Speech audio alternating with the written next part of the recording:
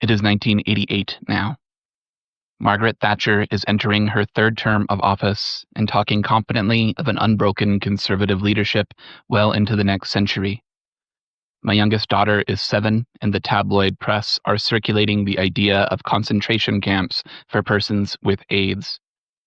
The new riot police wear black visors, as do their horses, and their black vans have rotating cameras mounted on top.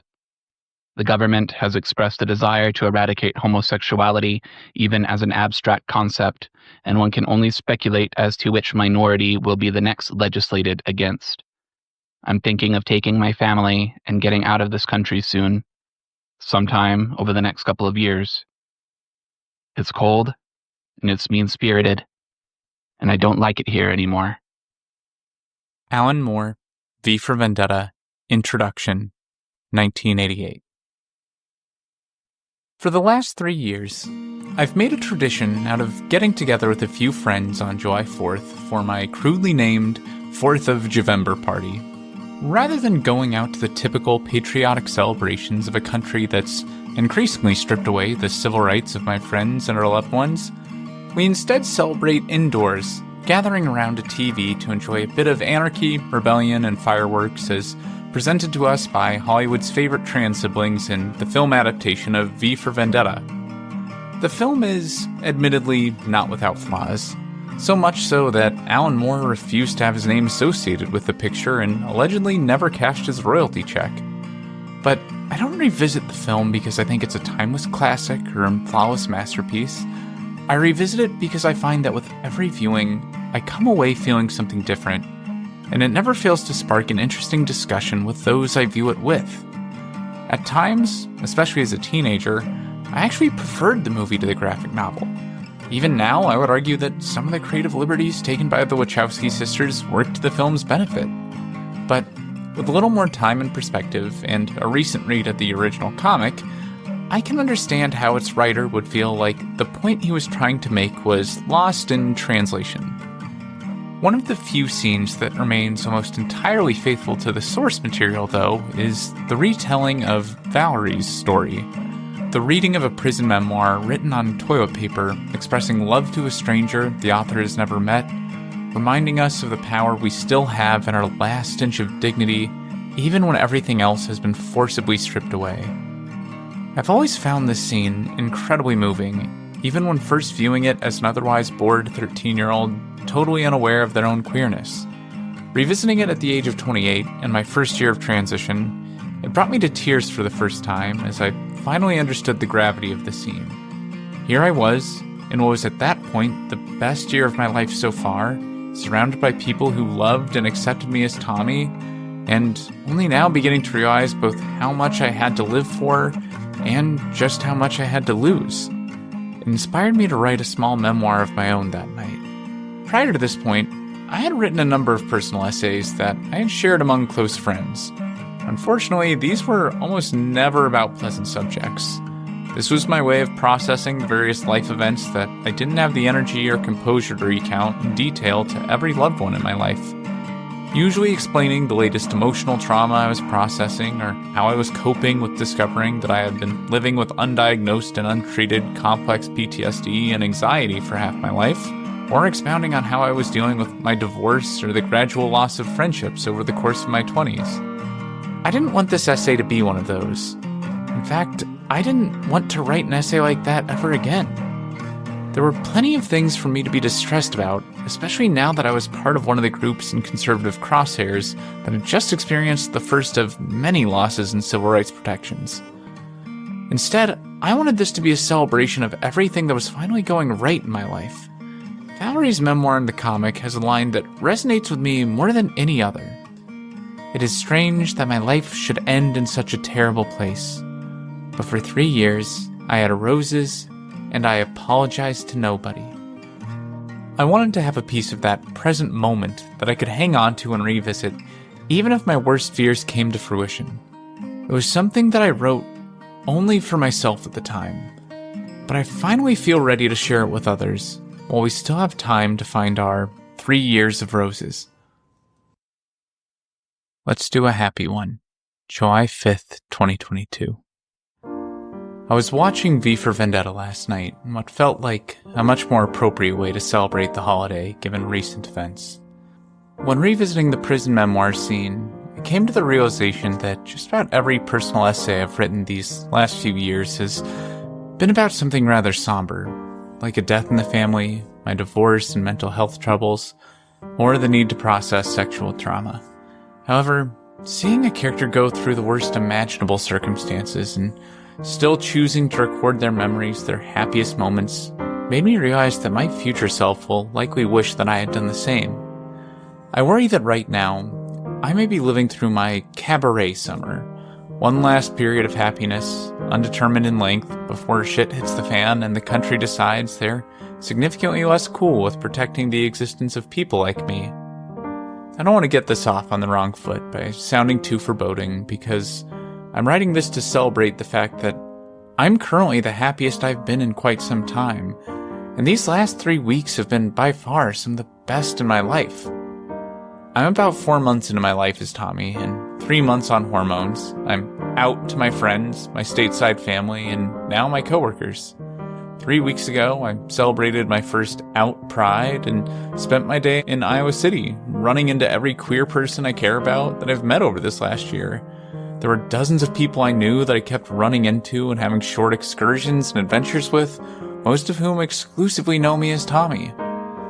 I also kicked off the day with a lunch date with the first trans woman I ever even knew about in this state through mutual friends over 10 years ago. Even the lowlights of the day, like missing my favorite local band's performance, the 42s, turned into good experiences, since by the end of the evening, I was hanging out with those very band members. In the moments between stops and events, when I had a second alone, I felt surprisingly comfortable being by myself, which is something I haven't often felt before.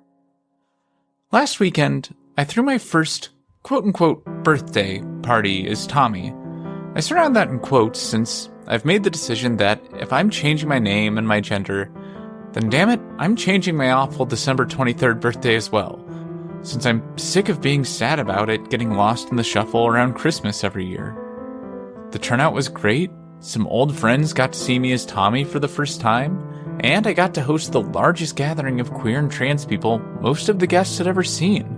It was amazing to be at the center of a nexus of trans femmes where some of my trans friends who aren't as fortunate to have others in their local circles were able to meet and relate to others for the first time in years. I got to show off my grilling and cocktail skills, my favorite holdovers from my time as Grant, and finally christened the fire pit I built in my backyard. As the party was winding down and the last few guests settled in to watch a movie, I got to cuddle up with both my date from Pride and another gorgeous trans femme gal I'd been crushing on for months, while The Matrix Resurrections played in the background, which I'm sure is exactly how the Wachowski sisters hoped this movie would be watched. At the time of writing this, I'm winding down after a long holiday weekend that I spent with my now girlfriend, who was willing to drive 2 hours to see me 3 weekends in a row. The two of us have been talking a lot these last few weeks.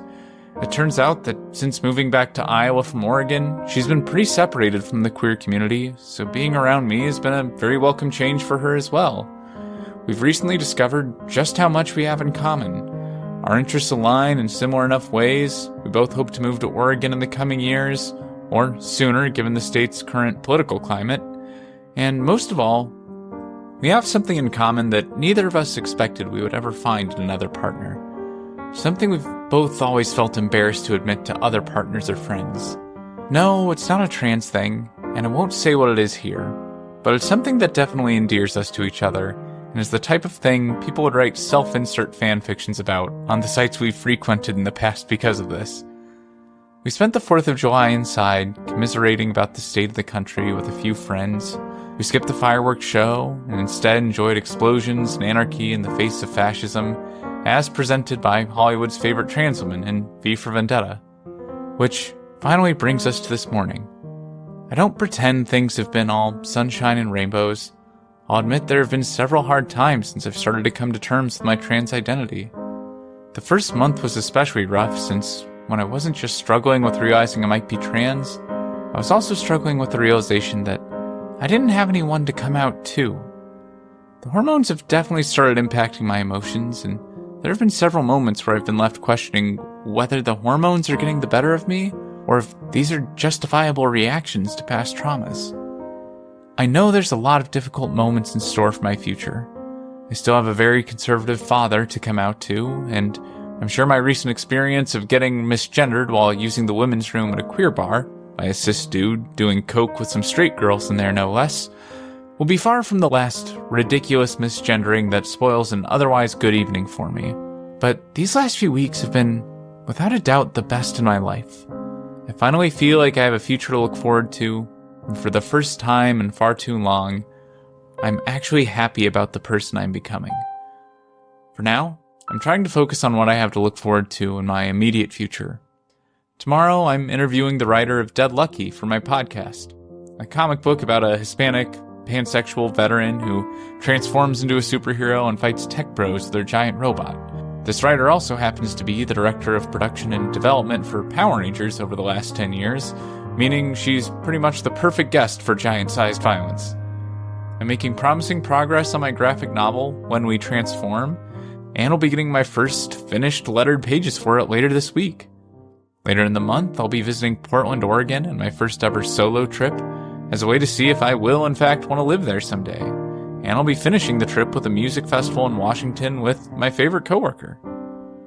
I know both my country and personal life have moments ahead that are more difficult than I can imagine. But before I find myself in the hard times once again, I want to have this as a record of a time I was truly happy.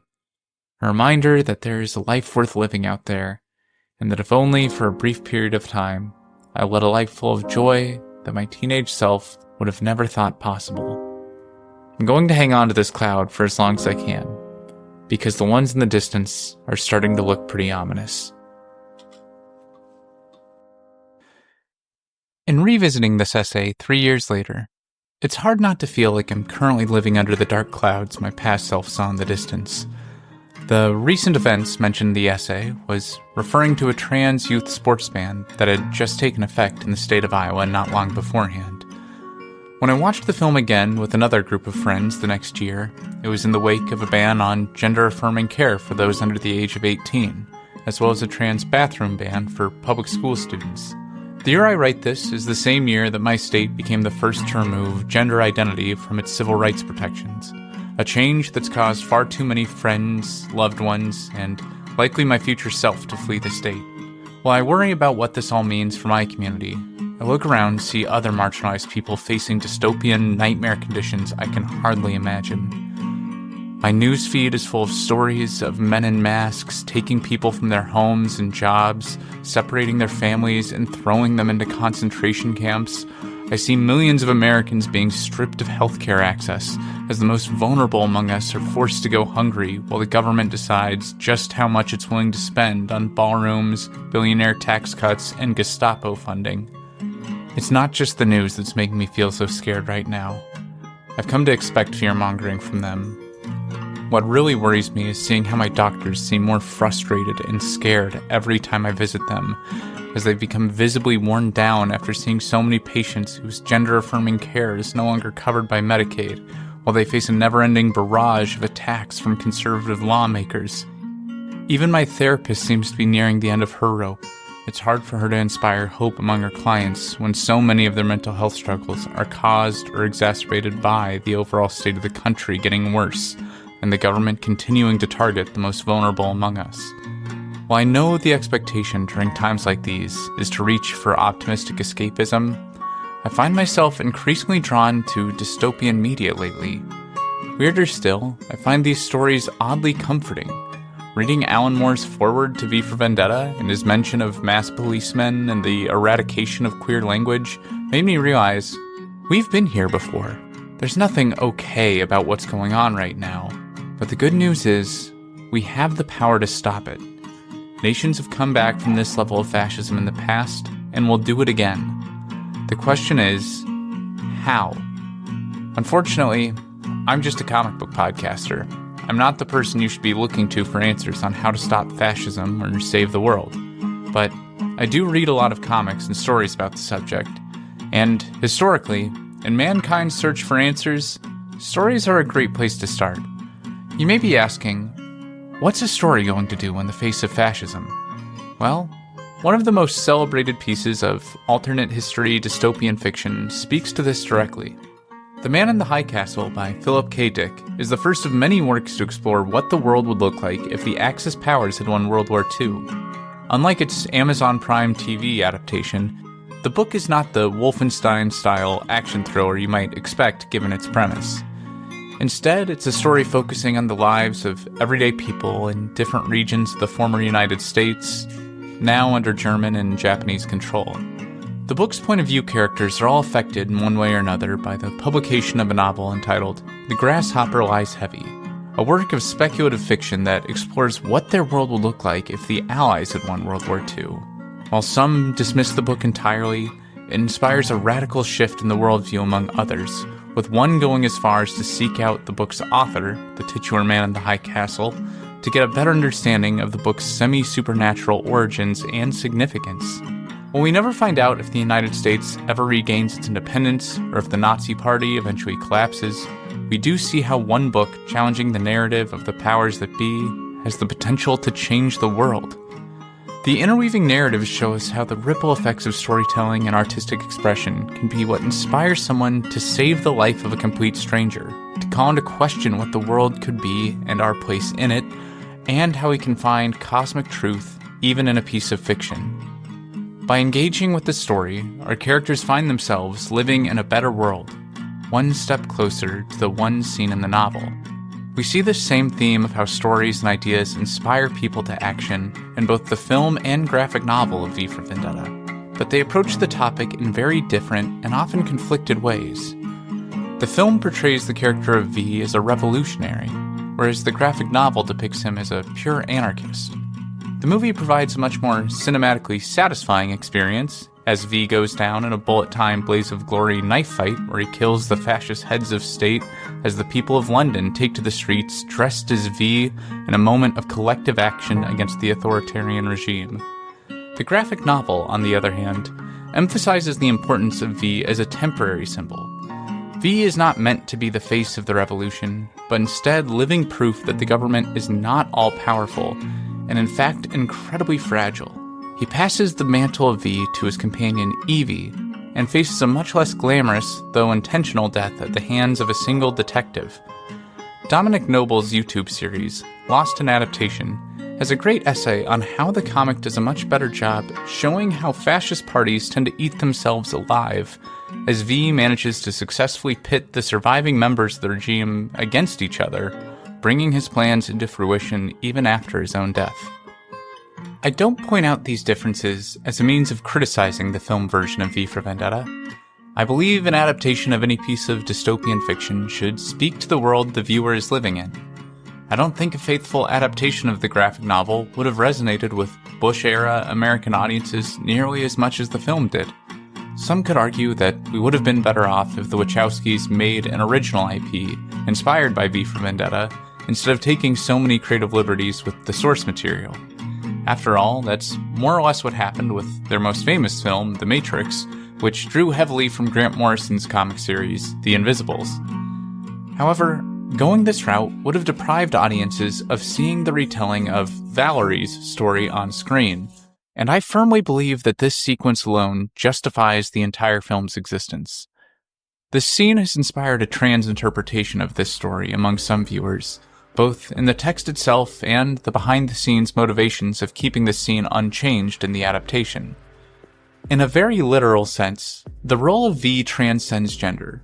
In the comic, while V is referred to with male pronouns, the story ends with Evie taking over the role.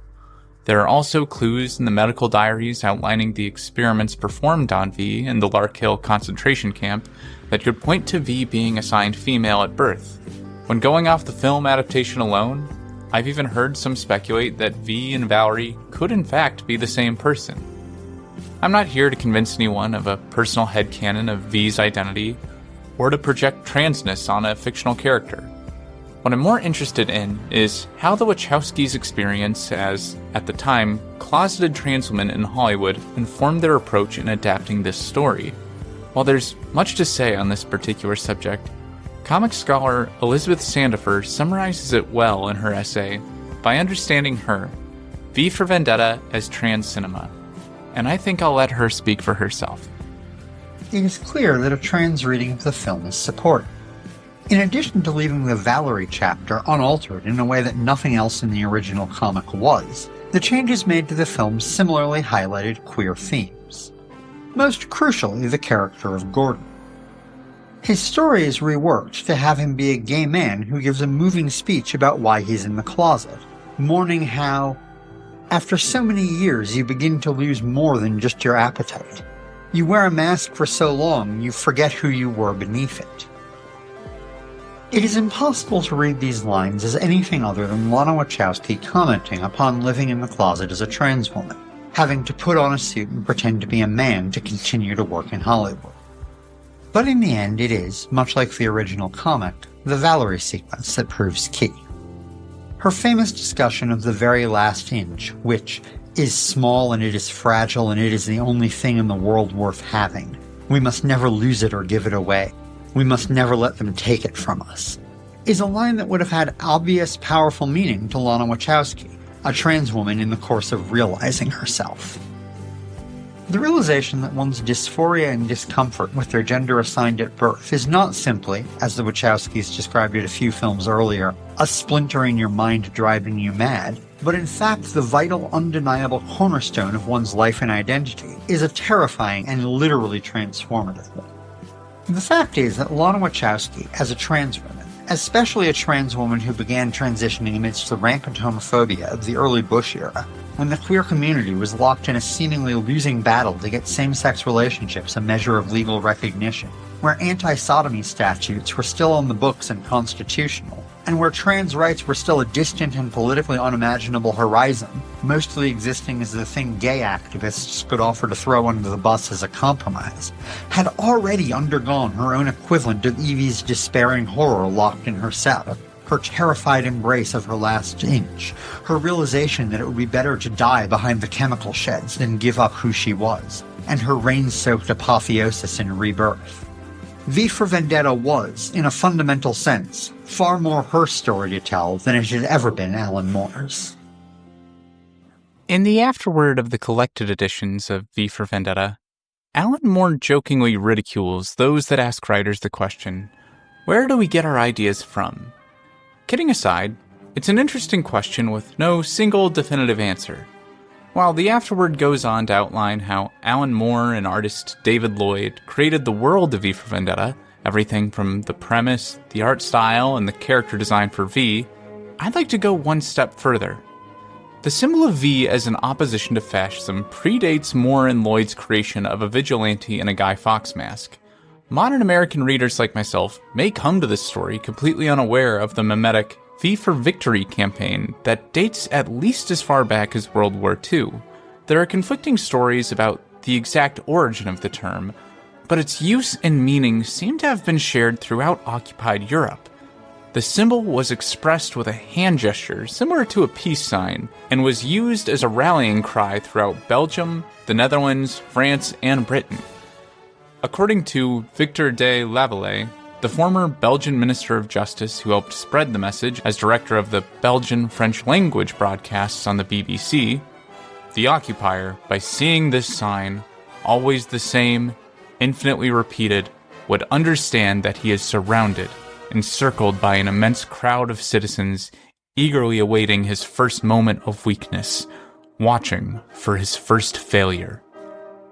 The V symbol would be widely popularized by Winston Churchill through his use of the salute and promotion of the V for Victory campaign. But it's the symbol's origins before this point where things get weird. British occultist Aleister Crowley is said to have invented the use of the V sign in 1941 as a magical counter-sigil of sorts to combat the use of the swastika. The graphic novel, Aleister and Adolf, by media theorist Douglas Rushkoff and comic artist Michael Oeming, explores a semi-fictitious account of the creation of this symbol and re-examines this period of the war as a conflict over propaganda. I can only imagine that Alan Moore was aware of this connection, given his familiarity with the occult, and V even references Crowley multiple times throughout the book. While this may seem like a superfluous detail in the origins of V for Vendetta, I think this may actually be the key in using the symbol of V, the character, and opposing fascism in the modern day. See, in the comic, the culmination of V's work wasn't a big explosion and an act of violence. His plan may have involved violence, but violence wasn't his plan. His goal was to inspire people to break free of their society's shackles and create an age where "to do what thou wilt shall be the whole of the law." In V's own words, "Amidst insurrection's clamor, we may easily forget just what it is for which we strive. Is it dancing, scented shoulders, pupils widened by desire or wine? Anarchy must embrace the din of bombs and cannon fire, yet always must it love sweet music more." This version of V never asked anyone except the person closest to him to put on the mask. I want us to remember that because V's Guy Fawkes disguise is not the first piece of Wachowski film imagery to be co-opted by a political group in a way the original authors never agreed to. We saw this with the alt-right's adoption of red pill, blue pill terminology from The Matrix, and we would see this again for V with the hacktivist group Anonymous adopting the Guy Fawkes mask in their protests and public appearances. While I'll admit this is far less objectionable than the Matrix example, it also means that using V, the character, as a means of protest visually associates you with a very specific political group and more than likely gives money to a multi-billion-dollar corporation like Amazon or Time Warner, who currently owns the licensing rights to the image and profits from every mask sold. The use of V's mask as a form of protest is where I begin to feel conflicted in revisiting the film version of V for Vendetta in a modern context.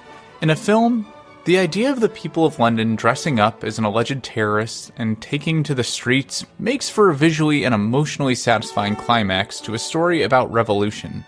In 2025, however, the people roaming the streets dressed like terrorists aren't concerned citizens ready to take a stand. They're the bigots willing to blame their problems on marginalized people groups, deputized by the Trump administration to terrorize immigrant communities and commit an untold number of human rights violations. With that said, they're not the only people in masks that are part of this conversation. The Frogs of Portland have done a great job bringing attention to what's going on in their city, and the image of inflatable furries fighting fascism has made incredible headway in the effort to defang ICE agents in the collective imagination. This is all to say that when incorporating a visual symbol in the fight against fascism, the question doesn't need to be whether or not to wear a mask, but instead, one's choice of costume. Now, as much as I love superheroes, furries, and superhero furries, I want to be clear that I don't believe the one-size-fits-all solution here is for us to put on a ridiculous costume and take to the streets. It's just one of many creative ways some of us can do our part. While I've loved the results I'm seeing so far, not everyone's role in this play requires a costume, and for some of us, it may specifically involve learning when and where to take our masks off. There's one more dystopian story I want to bring your attention to in this episode, and I think it's far more important than the others we've discussed today. It's not as well known among modern American audiences as the others, and I want you all to consider this your homework from this episode. It's not a comic book or even a piece of fiction. It's something much more relevant to the trans community and our allies today. It's a German film from 1992 called I Am My Own Woman. Yes, I know some of you may be turned off by the idea of an old foreign film with subtitles, but I'm going to be honest with you for a second. I don't actually care if you've seen or read V for Vendetta or The Man in the High Castle, but I'm going to leave a link in this episode's description where you can legally watch I Am My Own Woman for free online, and it will genuinely mean the world to me if even a couple of you give it a chance. The film tells the story of Charlotte von Mahlsdorf, a queer activist, historian, and trans woman who lived in Germany from 1928 through 2002. It uses a unique fusion of both documentary and biopic film techniques, as the real-life Charlotte shares her story with the viewer, along with the young actors who are reenacting the events of her life on screen. While it's by no means the most cinematic film, its aesthetic is honestly reminiscent of a PBS TV movie, its narrative is incredibly inspiring, and it may just be exactly what queer and trans folk need right now. While one would imagine that the recounting of her experience, surviving the horrors of Nazi Germany and a violent, abusive father would make for a rather bleak story, the tone is counterbalanced by the moments of joy and self-exploration found in the welcoming spaces of her trans-masculine aunt and accepting uncle that embraced her trans identity from an early age. We see Charlotte persevere through the oppressive occupation of East Berlin through her adult life, and her means of finding acceptance and community in the city's underground queer scene. Though the later years of her life depict her as a celebrated historian and public figure in Germany's gay community, the movie by no means ends by giving the viewer the idea that the bad times are over. It instead acts as a much-needed reminder that while oppressive regimes come and go, there's a community to be found for those brave and curious enough to look for it. The hate persists, yet so does she. Living a happy, fulfilling, adventurous life, she is her own woman. As difficult as I fear the times ahead could be, I can't imagine them being nearly as bad as what Charlotte lived through, and if she was able to find community and moments of joy through it all, then so can we. Part of what makes the civil rights setbacks of the present feel so oppressive is that a lot of us grew up in a time where it seemed like things were getting better and that we could see a brighter future ahead. Recent events can make it seem like that future is being taken away from us. In these moments of despair, I feel privileged to know queer elders who have seen these cycles before and can reassure us that this isn't the end of our story. One of those figures in my life is the young adult novelist Rachel Gold, writer of Being Emily, which is credited as the first YA novel to be written from a trans character's perspective.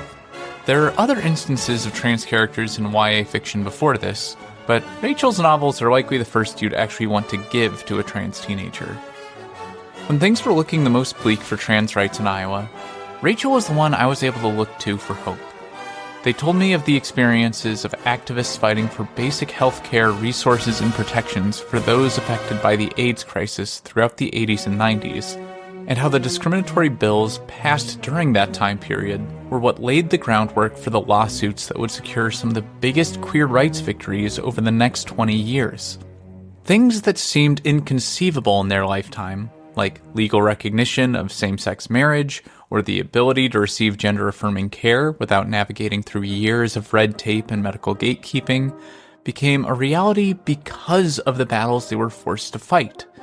This conflict may be rearing its ugly head once again, but don't think of this as a battle to preserve the status quo. Think of it as a fight for a better future than you ever thought possible. I'd like to take a second to highlight how I came into contact with Rachel Gold.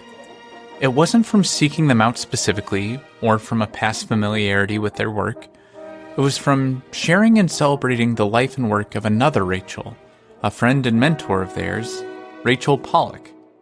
I made a podcast episode last year hoping to bring attention to the first openly trans writer in mainstream comics, and a friend I met at FlameCon connected me with Rachel Gold after hearing the episode. My life has now been directly impacted by Rachel Pollack's legacy in tangible and sometimes even spiritual ways, and it all happened because of my love of trans comics and stories. While stories may be at the center of how I'm navigating any number of ongoing crises, it's important that we keep an eye out for the ways we can get directly involved in alleviating suffering, opposing fascism, and steering the ship towards a better tomorrow. At the time of writing, SNAP benefits are on hold and/or severely underfunded due to the ongoing government shutdown, and the repercussions of this lack of access to food are going to persist even after things are up and running again. There's any number of local food banks and similar organizations across the country that you can get involved with if you have the means to do so. Just this week, a friend who coincidentally happens to be named Valerie reached out about organizing a Food Not Bombs chapter in my city, and I recommend you consider doing the same in the absence of an established local food bank. It's worth remembering that midterm elections are coming up next year.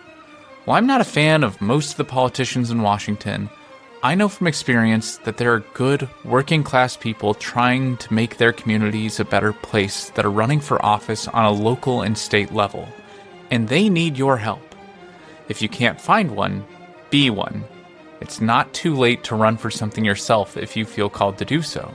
There are countless ways for you to get involved with your community, and we're entering a time where it's going to be more important than ever that we all find a way to do our part. To quote my favorite Superman comic, "It's all just us in here together, and we're all we've got." If you're not sure where to start, then I suggest looking to the stories that inspire you, wherever they may be. There may be times where even doing that isn't going to be easy. These last few years, friends of mine have had their books pulled from schools and libraries. I've seen queer media removed from platforms entirely, and there are clearly forces in this world that don't want our voices heard. But if you only take one thing from this episode, let it be this. At a time when they're trying to censor and hide trans voices, we need to make more art than they can ever destroy, and make our voices louder than they can ever silence. I consider myself many things, and a storyteller is one of them. So I'm going to keep telling stories. Sharing and celebrating the comics, creative works, and voices of others has shaped my life over the last few years in ways I would have never imagined. In fact, our next episode is something of a vision made reality for me, fulfilling a goal I've had since I first started podcasting about comic books. So please, believe me when I say that stories have the power to shape countless worlds, including our own. Keep reading, keep writing, and keep transcending.